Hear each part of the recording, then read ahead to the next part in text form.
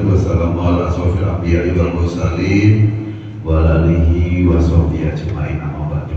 Yang terhormat bapak-bapak, ibu-ibu, anak-anak semuanya yang dirahmati Allah, hormati. Pertama-tama henti-hentinya kita mengucap syukur alhamdulillah kepada Allah Subhanahu wa taala. Salawat dan salam semoga senantiasa kita sanjungkan pada junjungan kita Nabi besar Muhammad sallallahu alaihi wasallam. Semoga kelak kita mendapatkan syafaatnya beliau di yaumil kiamat. Amin Allahumma amin. Bapak Ibu hormati, seperti biasa setiap malam Jumat di masjid kita diadakan pembacaan Yasin dan doa bersama. Semoga dengan doa kita bersama apa yang menjadi niat hajat kita dikabulkan oleh Allah Subhanahu wa taala. Amin. Dengan doa kita bersama pula, semoga bagi saudara kita atau orang tua kita atau kita yang saat ini mungkin sedang sakit, semoga cepat sembuh disembuhkan Allah Subhanahu wa taala, diangkat dan jauh penyakitnya. Dengan doa kita bersama pula, semoga bagi orang tua kita atau saudara kita sudah meninggal dunia, diampuni semua dosa-dosa yang lapatkan Allah kuburnya tempat yang paling mulia sisi Allah Subhanahu wa taala. Dan khusus malam ini termaktuf ataupun teriring doa, yaitu mengenang setahun meninggalnya saudara kita Natal Fasal bin Bambang Yulianto, putranya Bapak Bambang Yulianto yang sudah bapaknya dari situ, dan juga 5 tahun meninggalnya Bapak Lukman Hakim bin Abdul Aziz, mantan bendahara Masjid Baitul Salam. Kepada kita semua dimohonkan keikhlasannya untuk mendoakan beliau.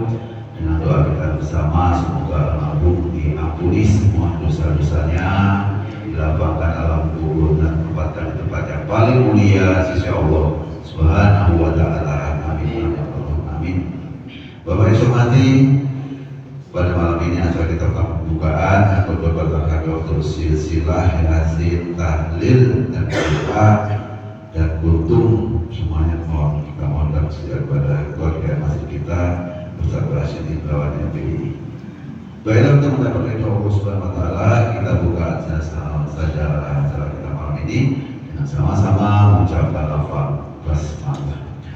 Bismillahirrahmanirrahim. Pada Ustaz Rasyid, waktu dan tempat yang sesuai.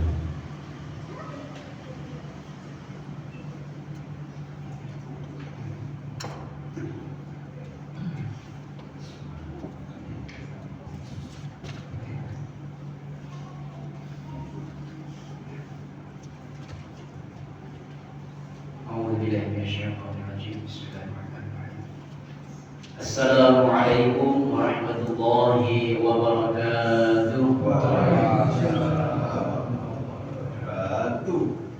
A'udzu billahi minasyaitonir rajim. Bismillahirrahmanirrahim. Asyhadu an la ilaha illallah wa asyhadu anna Muhammadar Rasulullah. Allahumma shalli wa sallim ala sayyidina Muhammad wa ala ali sayyidina Muhammad. Astaghfirullahal azim. Astaghfirullahal azim. Astaghfirullahal azim. Alladzi la ilaha illa huwal hayyul qayyum wa atubu ilayhi min jami'il ma'asi wad dhunub. A'udzu billahi minasy syaithanir rajim. Bismillahirrahmanirrahim. Ila rahmatin nabiyil mustafa sayyidina Muhammadin sallallahu alaihi wasallam wa ala alihi wa azwajihi wa dhurriyyatihi wa ahli baitil kiram ajma'in. Syai'un lillahi lahumul Fatihah. أعوذ بالله من الشيطان الرجيم. بسم الله الرحمن الرحيم.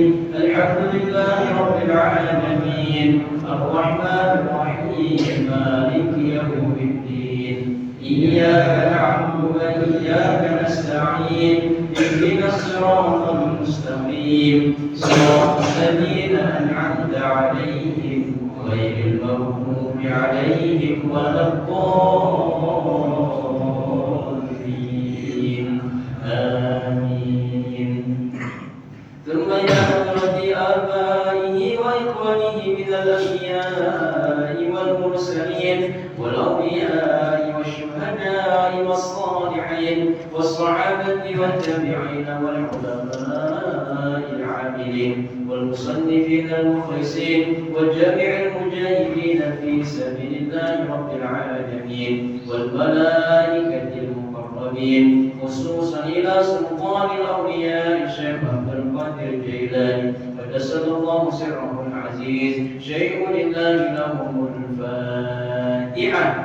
أعوذ بالله من الشيطان الرجيم بسم الله الرحمن الرحيم الحمد لله رب العالمين الرحمن الرحيم مالك يوم الدين إياك نعبد وإياك نستعين اهدنا الصراط المستقيم صراط الذين أنعمت عليهم غير المغضوب عليهم ولا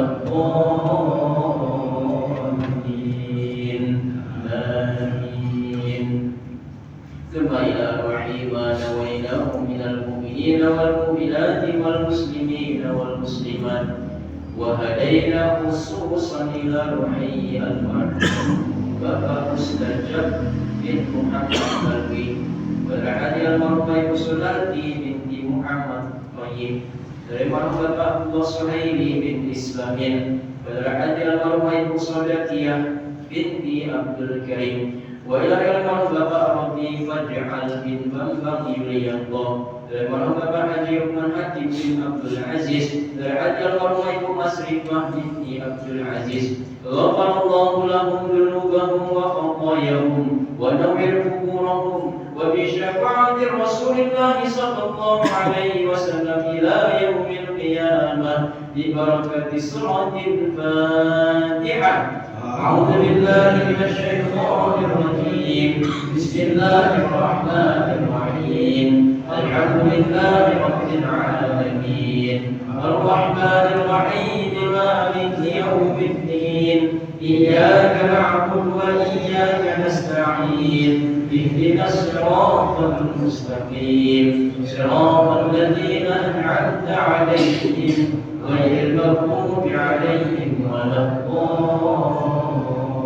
الضالين آمين.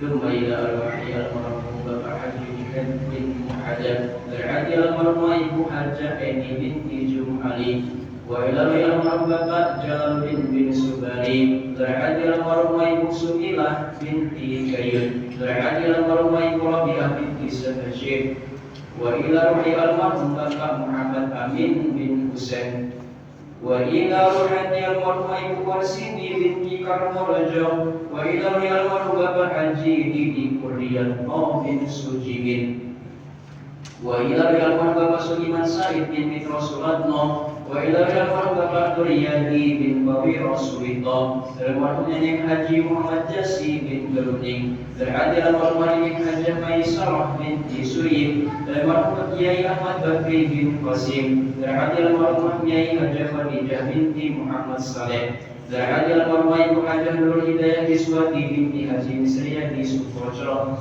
wa ilahi almarhum Bapak Haji Muhammad Fauzi bin Haji Isnen wa ilahi almarhum Bapak Haji Ahmad Idris bin Haji Idris wa ilahi almarhum Bapak Ibu Hajah Siti Asli binti Adam almarhum Bapak Haji Sarflin bin Seraya berhadi almarhum Ibu Hajah Siti Hasanah binti Mas Muhammad wa ilahi almarhum Bapak Ramli bin Rabu Bangsawan berhadi almarhum Ibu Halimah binti Mahdur wa ila ruhi almarhum Bapak Kasimin bin Wiryan Lana berhadi almarhum Ibu Suratmi binti Abbas almarhum Bapak Edward bin Umar Hasan berhadi almarhum Ibu Sudasi binti Jarmo Suyadi wa ila ruhi almarhum Bapak Inan bin Munir berhadi almarhum Ibu Muji Lestari binti Dono Pawiro wa ila almarhum Bapak Haji Misriyah di Sukoco bin Sumosiran berhadi almarhum Ibu Hajah Rusyam Siti Mubarakah binti Arjo Senen almarhum Bapak Haji Sabirin Barikan bin Haji Ahmad Badawi Darigan berhadi almarhum Ibu Amir Syah binti Hanbali Wong Mandaru wa ila ruhi almarhum Bapak Kuat Rumsa Putra bin Wongso di Bejo wa ila ruhi almarhum Bapak Haji Muhammad Yusuf bin Haji Abdul Hamid Wa ila almarhum Bapak Haji Muhammad Rashid bin Haji Ilyas. Terhati almarhumah Ibu Hajah Husna binti Haji Abdul Karim. Terhati almarhumah Ibu Hajah Maria binti Haji Ibrahim Rais. Wa ila almarhum Bapak Fatullah Yusuf bin Haji Muhammad Yusuf. Wa ila almarhum Bapak Abdul Zaman bin Kanif. Wa ila almarhumah Ibu Jasimah binti Ma'in. Dari Bapak Musa bin Abdul Nawar. Terhati almarhumah Ibu Siti Sarah binti Haji Ruzali. Terhati almarhumah Ibu Hikmayati binti Musa. Wa ila almarhum Bapak Bakir bin Sarihin. Wa ila almarhumah Ibu Manhan binti Sarihan. Dari Bapak Manel bin Abdullah. Dari Bapak Wahidi bin Abdullah. Terhati almarhumah Ibu Fundang Yulianti binti Wahidi. Ghafarallahu lahum dzunubahum wa khatayahum wa nawwir quburahum wa bi syafa'ati Rasulillah sallallahu alaihi wasallam ila yaumil qiyamah bi barakati salatil Fatihah. A'udzu billahi minasy syaithanir rajim. Bismillahir rahmanir rahim. Alhamdulillahi rabbil alamin. Arrahmanir rahim. Maliki yaumiddin. إياك نعبد وإياك نستعين اهدنا الصراط المستقيم صراط الذين أنعمت عليهم غير المغضوب عليهم ولا الضالين آمين. أعوذ بالله من الشيطان الرجيم. بسم الله الرحمن الرحيم. ياسين والقرآن الحكيم إنك لمن المرسلين على صراط مستقيم تنزيل العزيز الرحيم لتنذر قوما ما أنذر آباؤهم فهم غافلون لقد حق القول على أكثرهم فهم لا يؤمنون إنا جعلنا في أعناقهم أغلالا فهي إلى الأذقان فهم مقمحون وجعلنا من بين أيديهم سدا ومن خلفهم سدا فأغشيناهم فهم لا يبصرون وسواء عليهم أنذرتهم أم لم تنذرهم لا يؤمنون إنما تنذر من اتبع الذكر وخشي الرحمن بالغيب فبشره بمغفرة وأجر كريم. إنا نحن نحيي الموتى ونكتب ما قدموا وآثارهم وكل شيء أحصيناه في إمام مبين.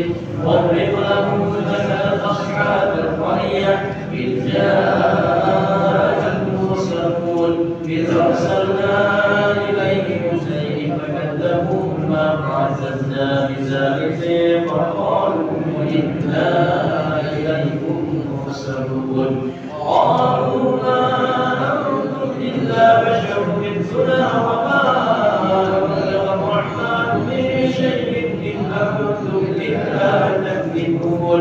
قالوا ربنا يعلم إنا إليكم لمرسلون وما علينا إلا البلاغ المبين. قالوا إنا تطيرنا بكم لئن لم تنتهوا لنرجمنكم وليمسنكم منا عذاب أليم. قالوا طائركم معكم أئن ذكرتم بل أنتم قوم مسرفون. وجاء من أقصى المدينة رجل يسعى قال يا قوم اتبعوا المرسلين اتبعوا من لا يسألكم أجرا وهم مهتدون. وما لي لا أعبد الذي فطرني وإليه ترجعون. أتخذ من دونه آلهة ليدرك الرحمن بضر لا تغن عني شفاعتهم شيئا ولا ينقذون. إني إذا لفي ضلال مبين. إني آمنت بربكم فاسمعون. قيل ادخل الجنة قال يا ليت قومي يعلمون بما غفرني ربي واجعلني من المكرمين وما أنزلنا على قومه من بعده من جود من السماء وما كنا منزلين إذ كانت إلا صيحة واحدة فإذا هم خامدون يا حسرة على العباد ما يأتيهم من رسول إلا كانوا به يستهزئون ألم يروا كم أهلكنا قبلهم من القرون أنهم إليهم لا يرجعون وإن كل الأموات جميع لدينا محضرون وآية لهم الأرض الميتة أحييناها وأخرجنا منها حبا فمنه يأكلون وجعلنا فيها جنات من نخيل وأعناب وفجرنا فيها من العيون ليأكلوا من ثمره وما عملت أيديهم أفلا يشكرون سبحان الذي خلق الأزواج كلها مما تنبت الأرض ومن أنفسهم ومما لا يعلمون وآية لهم الليل نسلخ منه النهار فإذا هم مظلمون والشمس تجري لمستقر لها ذلك تقدير العزيز العليم والقمر قدرناه منازل حتى عاد كالعرجون القديم الشمس ينبغي لها أن تدرك القمر ولا الليل سابق النهار وكل في فلك يسبحون وآية لهم أنا حملنا ذريتهم في الفلك المشحون وخلقنا لهم من مثله ما يركبون وإن نشأ نغرقهم فلا صريخ لهم ولا هم يخرجون إلا رحمة منا ومتاعا إلى حين وإذا قيل لهم اتقوا ما بين أيديكم وما خلفكم لعلكم ترحمون وما تأتيهم من آية من آيات ربهم إلا كانوا عنها معرضين وإذا قيل لهم أنفقوا مما رزقكم الله قال الذين كفروا للذين آمنوا أنفقوا من لو يشاء الله طعمه إن أنتم إلا في ضلال مبين ويقولون متى هذا الوعد إن كنتم صادقين ما يأتون إلا صيحة واحدة تأخذهم وهم يخصمون فلا يستطيعون توصية ولا إلى أهلهم يرجعون ونفخ في الصور فإذا هم من الأجداث إلى ربهم ينسلون قالوا يا ويلنا من بعثنا من مرقدنا هذا ما وعد الرحمن وصدق المرسلون إن كانت إلا صيحة واحدة فإذا هم جميع لدينا منظرون فاليوم لا تظلم نفس شيئا ولا تجزون إلا ما كنتم تعملون إن أصحاب الجنة اليوم في شغل فاكهون وأزواجهم في ظلال على الأرائك متكئون لهم فيها فاكهة ولهم ما يدعون سلام قولا من رب رحيم والناس اليوم أيها المجرمون ألم أعهد إليكم يا بني آدم ألا تعبدوا الشيطان إنه لكم عدو مبين وأن اعبدوني هذا صراط مستقيم ولقد أضل منكم جبلا كثيرا أفلم تكونوا تعقلون هذه جهنم التي كنتم توعدون اصلوها اليوم بما كنتم تتقون اليوم نختم على أفواههم وتكلمنا أيديهم ونشهد أرجلهم بما كانوا يكسبون ولو نشاء لطمسنا على أعينهم فاستبقوا الصراط فأنى يبصرون ولو نشاء لمسخناهم على مكانتهم فما استطاعوا مضيا ولا يرجعون ومن نعمره نكسه في الأرض أفلا يعقلون وما علمناه الشعر وما ينبغي له إن هو إلا ذكر وقرآن مبين لينذر من كان حيا ويحق القول على الكافرين أولم يروا أنا خلقنا لهم مما عملت أيدينا أنعاما فهم مالكون وذللناها لهم فمنها ركوبهم ومنها يأكلون ولهم فيها منافع ومشارب أفلا يشكرون واتخذوا من دون الله آلهة لعلهم ينصرون لا يستطيعون نصرهم وهم لهم جند مهزمون ألا يحزنك قولهم إنا نعلم ما يسرون وما يعلنون ولم يروا الإنسان أنا خلقناه من نطفة فإذا هو خصيم مبين وضرب لنا مثلا ونسي خلقه قال من يحيي العظام وهي رميم قل يحييها الذي أنشأها أول مرة وهو بكل خلق عليم الذي جعل لكم من الشجر الأخضر نارا فإذا أنتم منه توقدون أوليس الذي خلق السماوات والأرض بقادر على أن يخلق مثلهم بلى وهو الخلاق العليم إنما أمره إذا أراد شيئا أن يقول له كن فيكون فسبحان الذي بيده ملكوت كل شيء وإليه ترجعون صدق الله العظيم لا إله إلا الله والله أكبر بسم الله الرحمن الرحيم قل هو الله أحد الله الصمد لم يلد ولم يولد ولم يكن له كفوا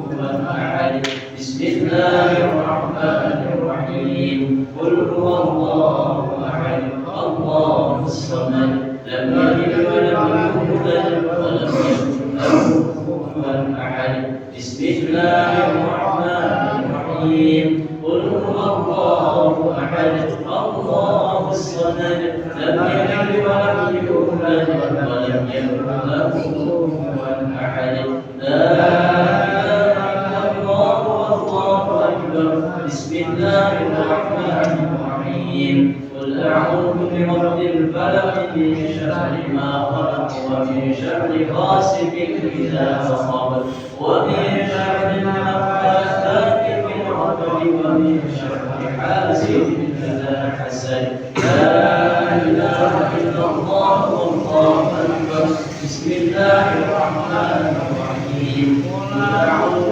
برب الناس ملك الناس إله الناس من شر الوسواس الخناس الذي يوسوس في صدور الناس من الجنة والناس لا إله إلا الله والله أكبر بسم الله الرحمن الرحيم الحمد لله رب العالمين الرحمن الرحيم مالك يوم الدين إياك نعبد وإياك نستعين اهدنا الصراط المستقيم صراط الذين أنعمت عليهم غير المغضوب عليهم ولا الضالين آمين أعوذ بالله من الشيطان الرجيم بسم الله الرحمن الرحيم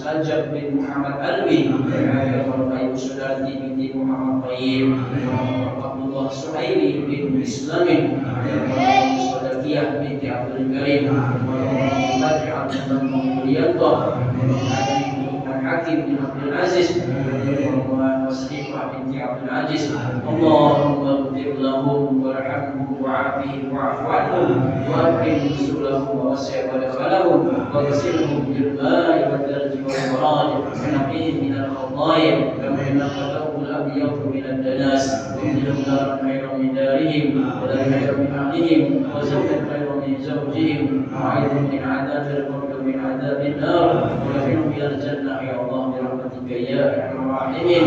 Allahumma la tahrimna ajrahum wa la taftinna ba'dahum waghfir lana wa lahum wa li ikhwanina alladhina sabaquna bil iman wa la taj'al fi qulubina ghillan lil ladzina amanu rabbana innaka ra'ufur rahim. Allahumma inna nas'aluka husnal khatimah. Allahumma arzuqna tawbatan nasuha qabla al-maut ya muqallibal qulub thabbit qulubana 'ala ad-din. Allahumma ij'al akhir kalamina bi tawhidil kalam la ilaha illallah Muhammadur Rasulullah sallallahu alaihi wasallam. Lana ya Allah taqabbal minna du'ana innaka antas samiul alim wa tub 'alaina ya maulana innaka antal ghafurur rahim. Rabbana atina fid dunya hasanah wa fil akhirati hasanah wa qina 'adzabannar. Sallallahu ala sayyidina Muhammadin nabiyil ummi wa ala alihi wa sahbihi wasallam. Wa subhana rabbika rabbil izzati 'amma yasifun wa salamun 'alal mursalin walhamdulillahi rabbil alamin. Terima kasih kepada Bapak Rasul. Semoga doa kita kepada Allah Subhanahu wa taala masih ada waktu lebih kurang 11 menit. Dimohonkan kepada Ustaz Rasul dapat membantu waktu yang besar. Assalamualaikum warahmatullahi wabarakatuh. Alhamdulillah, wassalatu wassalamu ala Rasulillah. Hadirin bapak, ibu-ibu, saudara-saudari, adik-adik. Assalamualaikum warahmatullahi wabarakatuh. Alhamdulillah, bersyukur kepada Allah. Alhamdulillah kita berbanyak salawat dan salam kepada Nabi Muhammad sallallahu alaihi wasallam dan mengharapkan saudara kita Robi Baja'al dan juga Bapak Hakim yang sudah mendahului kita bersama. Mudah-mudahan almarhum dan almarhumah senantiasa diampuni segala dosa-dosanya, diterima amal ibadahnya, menjadi hamba Allah di surga Allah Subhanahu wa taala. Kepada orang yang ditinggalkan, pada selalu istiqomah terus mendoakan almarhumah karena tidak ada persembahan yang terbaik untuk orang yang sudah mendahului kita, yang dia berazab keluarga kita, siapapun yang sudah mendahului kita, mereka akan minta doa dari kita. Doa-doa kita yang terbaik. Dengan sebuah riwayat dinyatakan ada orang dipukuli oleh malaikat di dalam kubur. Pada suatu ketika berhenti pukulan itu, kemudian ditanyakan kenapa berhenti, ternyata itu ada wasilah doa-doa dari keluarganya di dunia mendoakan almarhum. Terima kasih. Mudah-mudahan sedekahnya juga ini menjadi amal ibadah. Karena boleh juga kalau kita bersedekah atas nama saudara kita, yang Allah tidak menghormati kita, kita bersedekah atas nama mereka, pahalanya insya Allah sampai menjadi amal jariah bagi yang tidak salah. Bagi keluarga yang sudah menghormati kita, kita doakan, kita tambah dengan sedekah atas nama Allah.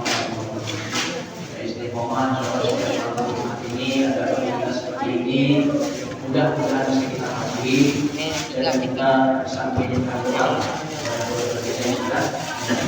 insyaallah. Kita informasi insyaallah tanggal 18 Juni kita akan sama-sama mengadakan pengajian atau peringatan Hari Besar Islam. Salah satunya yaitu adalah Tahun Baru Hijriah, Tahun Baru Islam 1448 Hijriah. Kalau yang 2026, 2025 kemarin yang kita rayakan itu bukan tahun kita, itu tahun baru Masehi, di mana itu di atas Ramadan dari Isa alaihissalam, tapi Nabi Isa tidak mensyariatkan itu. Maka inilah yang seharusnya kita rayakan. Bagaimana kita merayakannya? Yaitu dengan cara kita muhasabah, refleksi ya diri kita selama setahun ke belakang, apa yang sudah kita lakukan, banyaklah dosa, banyaklah amal kita. Kalau kita pasti pilih dosa, karena dulu bagi Adam pokok setiap anak Adam, setiap manusia berarti punya salah, punya dosa. Yang paling baik itu adalah mereka yang bertobat kepada Allah Subhanahu wa Ta'ala, itu memperbaiki diri dalam kehidupannya. Maka kita diberikan umur oleh Allah, umur ini jangan disia-siakan. Semakin hari angkanya bertambah, tetapi jatahnya berkurang. Maka waktunya ini jangan sampai kita sia-siakan. Ayo kita beramal baik kepada Allah Subhanahu wa Ta'ala. Di dalam surat Yasin juga dinyatakan, tadi sudah kita baca sama-sama, innama tunziru man ittaba'a dzikra wa khashiya ar-rahmana bil ghaib. Sungguhnya engkau hanya memberi peringatan kepada orang yang mau mengikuti peringatan dan takut kepada Allah yang Maha Pengasih walaupun tidak melihatnya. Jadi kita ini jangan sampai takut ketika ada orang menilai kita, tapi kita tidak pernah takut. Allah mengawasi kita di setiap waktu, tidak pernah lalai dari mengawasi dimanapun kita. Ada insya Allah malamnya itu rayakan jadi malam Jumat. Insya Allah berarti malam depan baik. Malam depan itu adalah acaranya. Insya Allah ceramahnya akan diisi oleh Ustaz Maulana Isnaid dari Hemah. Beliau ini dari orang mampu, akan dia punya perusahaan air minum Bumi. Kalau kita ada gelas yang bacaan Bumi mana hijau itu UMI. Ternyata itu singkatan nama beliau Ustaz Maulana Isnaid. Jadi beliau ini sudah ternama, sudah ternama di Bandar Lampung ini. Bahkan beliau ini sudah keliling Masjid Al-Quran itu sudah rutinitas kayak beliau isi bagian subuh, ya kajian asar, bahkan beliau sudah banyak sekali pengajian beliau bina. Jadi kita jangan sampai tidak hadir, hanya ceramahnya kita betul-betul carikan yang paling baik, yang paling bagus ilmunya yang bisa kita ambil. Allah temanya juga tidak jauh dari kesatuan dari kita. Kalau kita ada perbedaan pendapat, ya mungkin kita juga akan masukkan dalam rumah tangga. Kita ini kita sudah punya rumah tangga, Pak ya. Kita itu akan bahas di situ dan kita akan bahas juga mengobarkan semangat untuk membangun masjid. Itu kita akan bahas. Kita penting sekali kita hadiri. Kita seharusnya itu kalau tanggal di lain dari kita 16 Juni, Pak ya. 16 Juni. Tapi 16 Juni itu kita tidak adakan di tanggal itu. Kita adakan di tanggal 18. Kita adakan di tanggal 18 itu beberapa mengikuti jadwal Ustaznya. Jadi benar-benar kita ikuti jadwal beliau. Tidak kita jadwal lagi, kita ikuti jadwal beliau. Kapan misalnya itu maka kita ikuti. Karena ilmunya ini sangat bagus sekali. Kita ambil beberapa kali kemudiannya kayak Indonesia banyak. Anak-anak udah di sini tadi 4 menit. Saya ingin menyampaikan bahwa kita sebagai umat Islam ini, ya, jangan sampai menjadi komunis, jangan menjadi peminta-minta. Jadilah orang mulia. Makanya saya diajarkan orang tua saya berdikari, berdiri di atas kaki sendiri. Rasulullah SAW dalam sebuah riwayat itu pernah, ya, mengikat batu di perut karena lapar. Kemudian pernah juga Rasulullah tidur itu sampai mencaplah bahasa kita ya. Itu di punggungnya itu ikat. Ini mengajarkan kita apa? Berarti Rasulullah nggak bisa hidup mewah.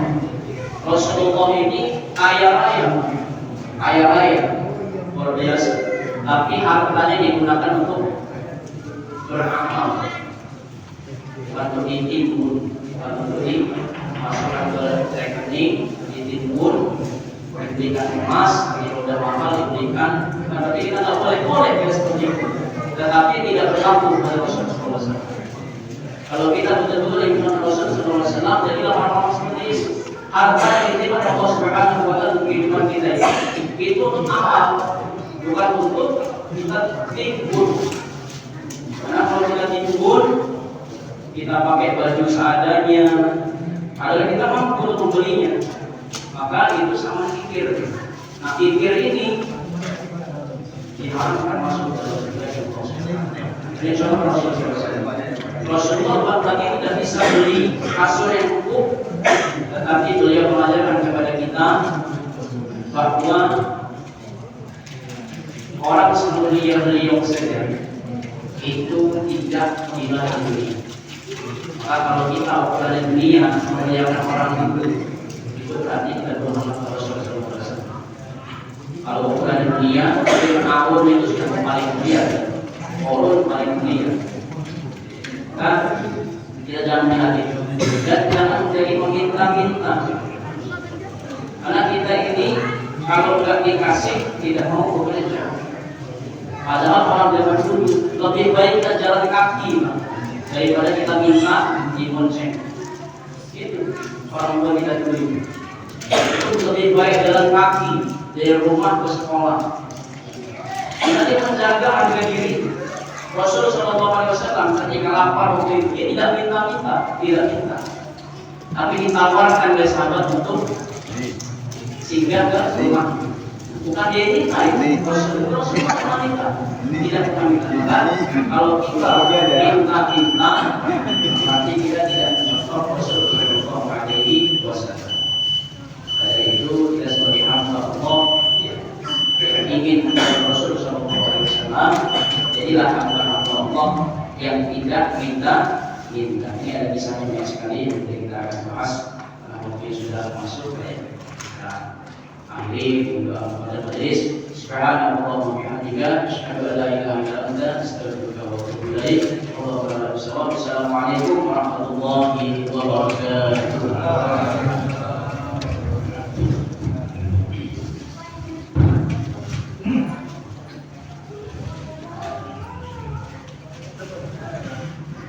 Allahu Akbar, Allahu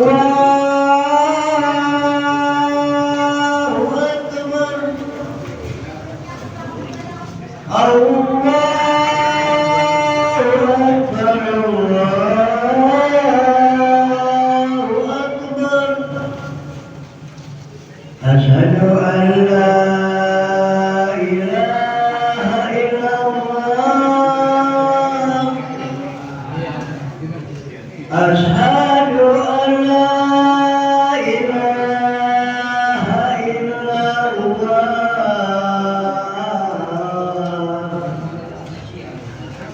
Asyhadu anna Muhammadar Rasulullah. Asyhadu anna Muhammadar Rasulullah.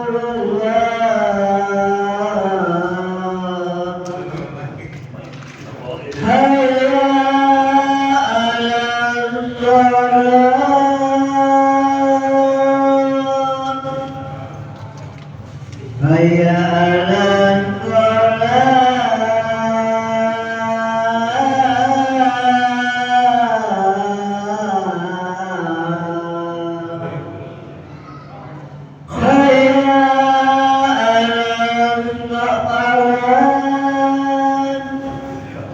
hayya 'alas hayya 'alal falah.